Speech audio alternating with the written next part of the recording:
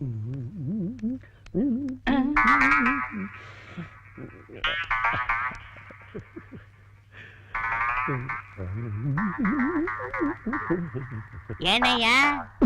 ಧರ್ಮೇಂದ್ರಯ್ಯ, ಇದ್ದಕ್ಕಿದ್ದಾಗೆ ಪ್ರತ್ಯಕ್ಷ ಆಗ್ಬಿಟ್ಟಿದ್ಯಾ? ಏನ್ ಹೇಳದಣ್ಣ, ಏನ್ ಮಾಡಿದ್ರು ಈ ಕೂದಲು ಉದ್ರದ್ ನಿಲ್ಲಕ್ಕಿಲ್ಲ. ಅದಕ್ಕೆ ಡಾಕ್ಟರ್ ತೋರ್ಸಕ್ ಬಂದಿದ್ದೀನಿ.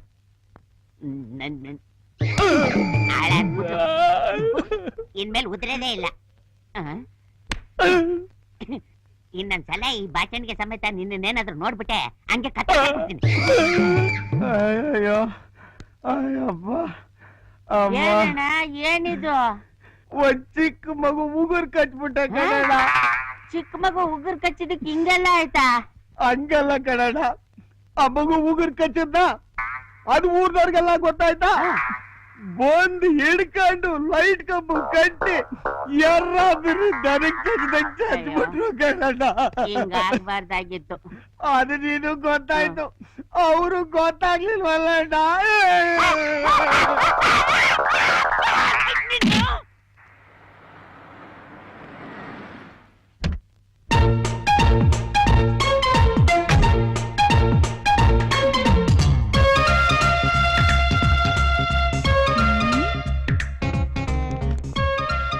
ಡಾಕ್ಟರ್ ಇದಾರೇನಯ್ಯ? ಇನ್ನೂ ಬಂದಿಲ್ಲ. 5 ಗಂಟೆಗೆ ಬರ್ಬೇಕಾದವರು 5:15 ಆದ್ರೂ ಇನ್ನೂ ಬಂದಿಲ್ಲ. ಟೈಮ್ ಸೆನ್ಸ್ ಇಲ್ಲ. ಇನ್ನೇನ್ ಬಂದ್ಬಿಡ್ತಾರೆ. ಹೌದು, ತಾವು? ನಾವಾ? ಡಾಕ್ಟ್ರಮ್ಮ. ಓಹೋ, ಡಾಕ್ಟ್ರಾ? ಹಾ, ಡಾಕ್ಟರ್ ಇಲ್ಲ, ಡಾಕ್ಟರ್ನ ಕಟ್ಕೊಳ್ಳೋಡು ಡಾಕ್ಟ್ರಮ್ಮ. ತಿಳಿತಾ? ಹೌದು, ಡಾಕ್ಟರ್ ಅಣ್ಣ ಒಬ್ರು ಇದಾರಲ್ಲ, ಮನುಷ್ಯ ಹೇಗೆ ಹೇಗೆ ಅಂದ್ರೆ?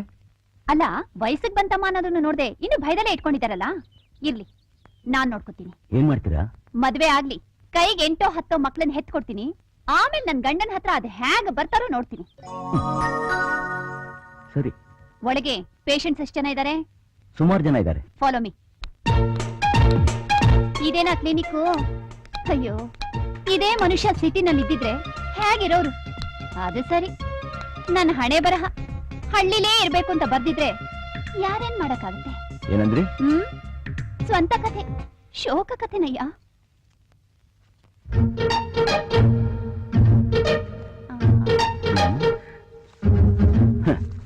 ಏನ್ ಅಂಗಡಿ ಇಡ್ತಾ ಇದ್ದೀರಾ? ನಾನು ಬಂದಿದ್ದೆ ಅಂತ ನೀನ್ ಹೇಳೋದನ್ನ ಮರ್ತ್ ಬಿಡ್ತೀಯಾ? ಅದೇ ನಾನು ಈ ರೀತಿ ಖಾಲಿ ಮಾಡಿದ್ರೆ ಹಾಗ್ ಮಾಡ್ದವ್ರು ಯಾರು ಅಂತ ಕೇಳ್ತಾರೆ. ಆಗ ನೀನು ನಾನು ಬಂದ್ ಹೋದೆ ಅಂತ ಹೇಳ್ತೀಯಾ ಹೇಗೆ? ನಾನು ಯಾರನ್ನು ನಂಬಲ್ಲ. ನೋಡು, ಅವ್ರು ಬಂದ್ರೆ ನಾನ್ ಬಂದಿದ್ದೆ ಅಂತ ಹೇಳು. ಏನು ಕೆಮ್ಮ? ಡಾಕ್ಟರ್ ಜೊತೆ ಇದೆಯಾ? ಒಂದು ಟಾನಿಕ್ಕೋ ಮಾತ್ರೆನೋ ಕೊಡ್ಬೇಕು ಅನ್ನೋ ಜ್ಞಾನ ಬೇಡ ಅವ್ರಿಗೆ? ಸರಿಯಾದ ಕಂಜೂಸು. ಇದನ್ನ 6 ಭಾಗ ಮಾಡಿ 2 ದಿನ ತಗೋ, ಎಲ್ಲ ಸರಿ ಹೋಗುತ್ತೆ. ತಮ್ಮ ಹೆಸರು? ಪ್ರಪಂಚದಲ್ಲೇ ಅತಿ ಸುಂದರಿ ಕ್ಲಿಯೋಪಾಟ್ರ ನೋಡಿದ್ಯಾ? ಈಗ ನನ್ನ ನೋಡು, ಅದು ನಾನೇ. ಬಾಯ್.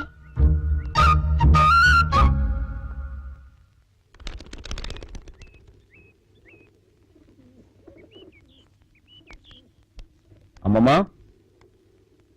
ದೇವಸ್ಥಾನದ ಹಣನ ಟೌನ್ ಬ್ಯಾಂಕ್ ಕಟ್ಟು ಬರ್ತೀನಿ. ಸರಿಯಪ್ಪ.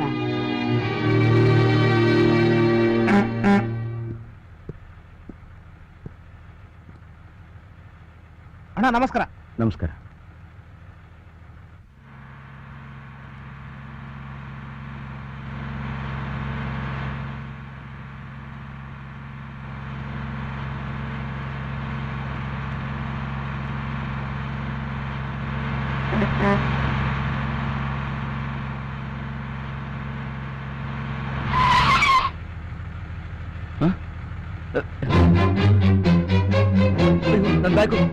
ನನ್ ಬ್ಯಾಗ್ ಯಾರಾದ್ರೂ ನನ್ ಬ್ಯಾಗ್ ನೋಡಿದ್ರ?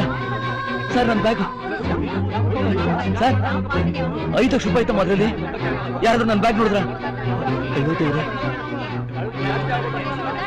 5 ಲಕ್ಷ ರೂಪಾಯಿ.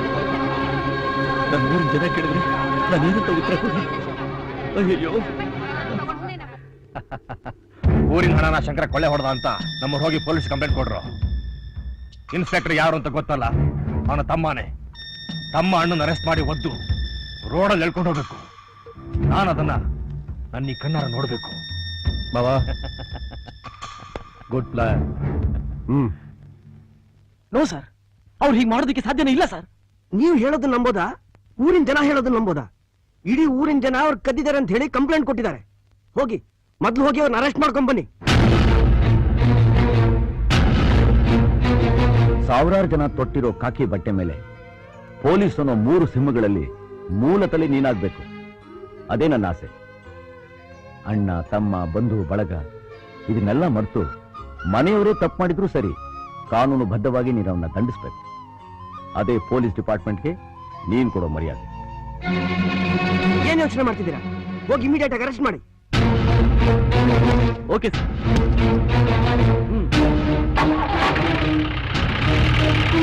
ಇನ್ನು ಎಷ್ಟು ದಿವಸ ಅಂತ ಹಣ ಹೋಗಿರೋದ್ರ ಬಗ್ಗೆನೇ ಯೋಚನೆ ಮಾಡ್ತಿರ್ತೀಯ ಶಂಕರ. ನಮ್ಗೊಂದು ದಾರಿ ಸಿಕ್ಕತ್ತೆ. ಆ ದೇವ್ರು ನಮ್ ಕೈ ಬಿಡೋಲ್ಲ ಕಣಯ್ಯ. ಹೌದು, ನೀನೇನು ಯೋಚನೆ ಮಾಡಬೇಡ, ಧೈರ್ಯವಾಗಿ. ಶಂಕರಣ್ಣ, ನೀವು ದೇವಸ್ಥಾನದ ಹಣ ಕದ್ದಿದ್ದೀರಿ ಅಂತ ಯಾರೋ ಪೊಲೀಸ್ ಕಂಪ್ಲೇಂಟ್ ಕೊಟ್ಟಿದ್ದಾರೆ. ಅದಕ್ಕೆ ನಿಮ್ ತಮ್ಮನೇ ನಿಮ್ಮನ್ನ ಅರೆಸ್ಟ್ ಮಾಡಕ್ ಬರ್ತಿದ್ದಾರೆ.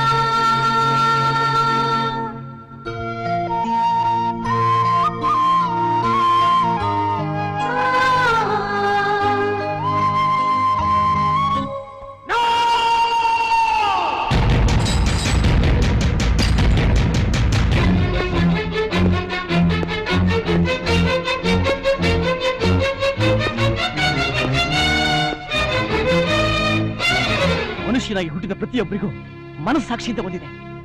ಅಂತ ಮನಸ್ಸಿರೋ ಯಾರೇ ಆಗ್ಲಿ ನಮ್ಮ ಅಣ್ಣನ ಅಪರಾಧಿ ಅಂತ ಕರೆಯೋದಿಲ್ಲ. ಅಪರಾಧಿಗೆ ಶಿಕ್ಷೆ ವಿಧಿಸ್ತು ಇರುವುದು ಅಪರಾಧ, ಆದ್ರೆ ಏನು ತಪ್ಪು ಮಾಡದಿರೋ ನಿರಪರಾಧಿಗೆ ಶಿಕ್ಷೆ ವಿಧಿಸೋದು ಮಹಾಪರಾಧ. ಏನು ತಪ್ಪು ಮಾಡದಿರೋ ನಮ್ಮ ಅಣ್ಣನ ಅರೆಸ್ಟ್ ಮಾಡಿ ಇದೇ ಉದ್ಯೋಗದಲ್ಲಿ ಮುಂದುವರಿಬೇಕು ಅಂತ ಇದ್ರೆ ಆ ಉದ್ಯೋಗ ನನಗೆ ಬೇಕಿಲ್ಲ ಅಣ್ಣ. ನಿಮ್ಗಿದು ದೊಡ್ಡದಲ್ಲ ಅಣ್ಣ ಈ ಉದ್ಯೋಗ. ನನಗೆ ನೀವು ಬೇಕಣ್ಣ, ನೀವು ಬೇಕು, ನೀವು ಬೇಕಣ್ಣ ನನಗೆ.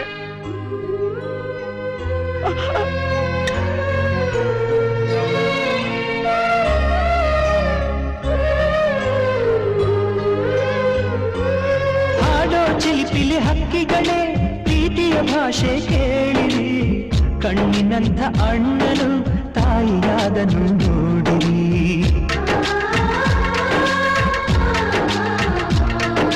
ಶಿಲುಬೆಯನ್ನೇ ಏರಿದರು ನಗುವಿನ ಒಲುಮೆ ತುಂಬಿದೆ, ಹಾರಾಡೋ ಮನಸ್ಸಿಗೆ ಆಕಾಶವೇ ನೀನಾದೆ.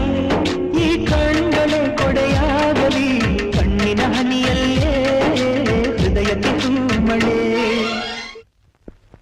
ಸರ್, ನಿಮ್ಮ ನೋಡಕ್ಕೆ ಯಾರೋ ಬಂದಿದ್ದಾರೆ. ಕಳಿಸು ಅವ್ರನ್ನ. ಸರಿ ಸರ್.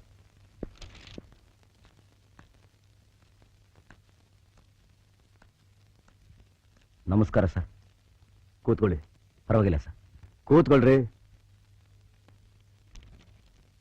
ಏನ್ ವಿಷಯ? ಆವತ್ತು ನೀವು ನನ್ನ ಕಂಪ್ಲೇಂಟ್ ಕೇಳಿದ್ರಿ, ಅದು ನಾನೀಗ ನಿಮ್ಗೆ ಕೊಡೋಕೆ ಬಂದಿದ್ದೀನಿ. ಅದಕ್ಕೆ ಬದಲಾಗಿ ನೀವು ನಂಗೆ 5 ಲಕ್ಷ ರೂಪಾಯಿ ಕೊಟ್ಟರೆ ಸಾಕು. ಯಾಕೆ? ನಿಮ್ ಕಂಪ್ನಿ ಚೆನ್ನಾಗಿ ನಡೀತಾ ಇದೆಯಲ್ಲ?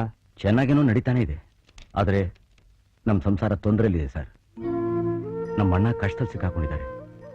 ಅವ್ರನ್ನ ಕಾಪಾಡಬೇಕು ಅಂತಂದ್ರೆ ನನ್ಗೆ 5 ಲಕ್ಷ ರೂಪಾಯಿ ಬೇಕೇ ಬೇಕು ಸರ್. ಚೇತನ್, ಸರ್, ಹೋಗಿ 5 ಲಕ್ಷ ಕ್ಯಾಶ್ ತಗೊಂಡ್ಬಾ. ನಿಮ್ಗೆ ಹಣ ಕೊಡ್ತೀನಿ, ಆದ್ರೆ ನೀವು ನಿಮ್ ಕಂಪ್ನಿ ಮಾರೋದ್ ಬೇಡ. ಅವತ್ ನೀವು ನಿಮ್ ಸಂಸಾರದ ಬಗ್ಗೆ ಅಷ್ಟೊಂದು ಹೇಳಿ ಹೋದಾಗ ಅದೆಂತ ಒಗ್ಗಟ್ಟು ಅಂತ 10 ಜನರ ನಾನು ಕೇಳ್ಪಟ್ಟೆ. ಎಲ್ಲ ಅಂಟಮ್ಮನನ್ನು ರಾಮ ಲಕ್ಷ್ಮಣ ಹೋಲಿಸ್ತಾರೆ. ಅದೇ ಬೆನ್ನೆಲ್ ಬಿದ್ದವರು ಯಾವತ್ತಿದ್ರು ಪೂರ್ವ ಪಶ್ಚಿಮ ಅಂತ ನಿರೂಪಿಸ್ಕೋತಾರೆ. ನಿಜವಾದ ರಾಮ ಲಕ್ಷ್ಮಣರನ್ನ ನೋಡ್ಬೇಕು ಅಂದ್ರೆ ನಿಮ್ ಸಂಸಾರ ನೋಡ್ಬೇಕು, ನಿಮ್ಮಂತ ಅಂಟಮ್ಮಂದ್ರ ನೋಡ್ಬೇಕು. ಆವಾಗ ಗೊತ್ತಾಗುತ್ತೆ ನಿಜವಾದ ರಾಮ ಲಕ್ಷ್ಮಣರು ಹೇಗಿದ್ರು ಅಂತ. ಇವತ್ತಂತ ಸಂಸಾರ ಹೀಗಾಗಿದೆ ಅಂದ್ರೆ ನನ್ನ ಕೈಲಿ ತಡ್ಕೊಳಕ್ಕಾಗ್ತಾ ಇಲ್ಲ.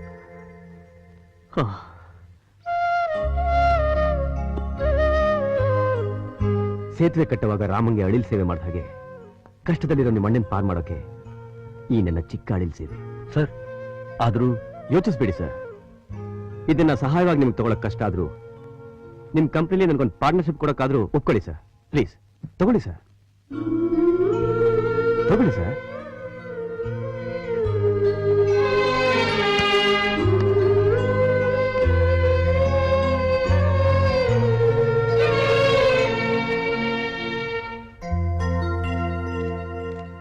ತಗೊಳ್ಳಿ, ನಮ್ಮ ಅಣ್ಣನ ಕಡೆಯಿಂದ ನಿಮ್ಗೆ ಸೇರ್ಬೇಕಾದ 5 ಲಕ್ಷ ರೂಪಾಯಿ. ಬರ್ತೀವಪ್ಪ. ಅಲ್ವೋ? ಅಣ್ಣಂಗೆ ಒಳ್ಳೆ ತಮ್ಮ ಆಗ್ಬಿಟ್ರೆ ಸಾಕಾ? ಹೆಂಡತಿಗೆ ಒಳ್ಳೆ ಗಂಡ ಆಗಿರೋದು ಬೇಡವಾ? ಈ ರೀತಿ ಕೆಲಸ ಬಿಟ್ಟು ಬಂದು ನಿಂತಿದೆಯಲ್ಲ, ಆ ಹುಡುಗಿ ನಿನ್ ಬಗ್ಗೆ ಏನ್ ತಿಳ್ಕೊತಾಳೆ? ಹಾಗೆ ತಿಳ್ಕೊಳಕ್ ಏನಿದೆ ಬಾಬಾ?